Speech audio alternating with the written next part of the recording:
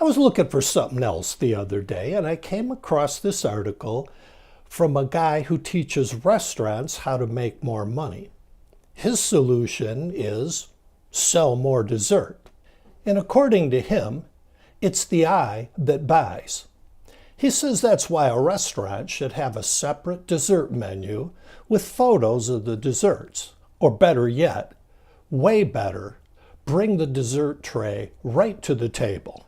Marketers have become incredibly sophisticated at pulling our levers in ways that lull us into unhealthy habits that are bad for our body and even worse for our brain.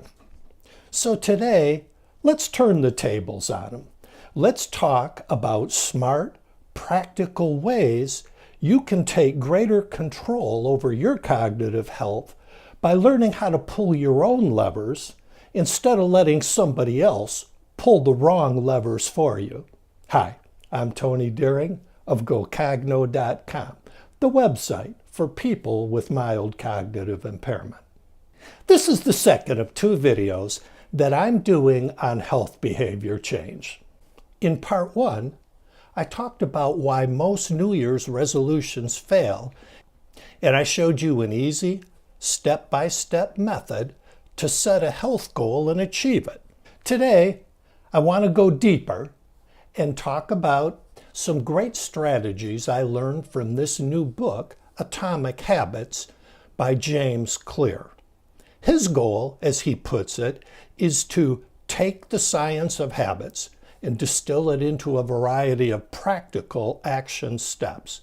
These are sort of the levers that you can pull to make building good habits easier and make falling into bad habits harder. There are tons of great tips in this book, but here are a few that I want to share with you today. They are his concepts on cues, friction, and immediate gratification. A cue is something that triggers a desire, good or bad. When the server brings that dessert tray to the table, that's a cue. So Clear says the answer is remove the cue. If you're at a restaurant and you're trying to cut back on sweets, when the server comes and clears away your dinner plate, just say, I'm not going to have any dessert tonight, so I don't need to see the dessert menu. I'll just have a cup of coffee. The second concept is friction. It's a term that describes how easy or hard something is to do. This is how it worked for Clear. He was wasting too much time on social media, and he couldn't quite seem to break that bad habit. So he had a friend who he trusted, and he gave that person access to his Facebook account. And he told him, every few days I want you to change the password and then write it down and put it on a piece of paper that I have to go find in a location in the house that's not easy to get to.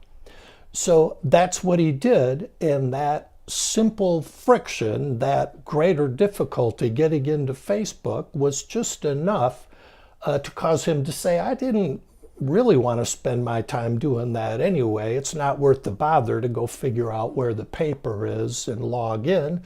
And he stopped spending so much time on Facebook. Third is the concept of immediate gratification, which plays an essential role in habits, both good and bad. As Clear says, behaviors that are immediately rewarded get repeated. Behaviors that are immediately punished gets avoided. That's the crux of so many unhealthy habits. The gratification is immediate, but the reward of better health by not doing it is way off in the future. You see the donut, you get the cue, it triggers the desire, you eat the donut, it tastes good, you feel fuller, you get that sugar buzz. But you can turn that idea on its head and use instant gratification to develop a healthy habit, even one where the benefit is a long ways off.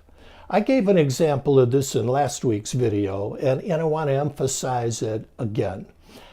I wanted to start meditating because I felt like the stress in my life was really having a negative effect on me. And I had tried meditation many times and it just never caught on.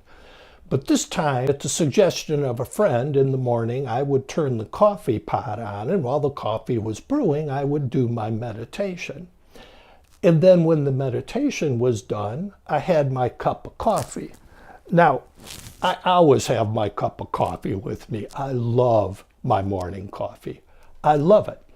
And I began in my mind to associate meditation with the immediate gratification that as soon as I'm done, I get a cup of coffee. So now I've been meditating for a couple years, and the benefits have really been life-changing. I mean, profound.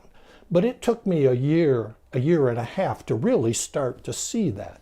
It was the immediate gratification, tying the practice, the habit, to that reward of a cup of coffee that allowed me to establish the habit.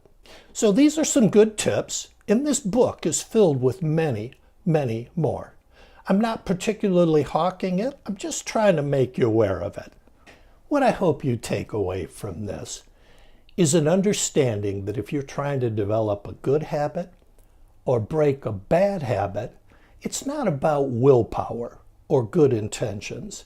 It's about having the tools of health behavior change and knowing how to use them.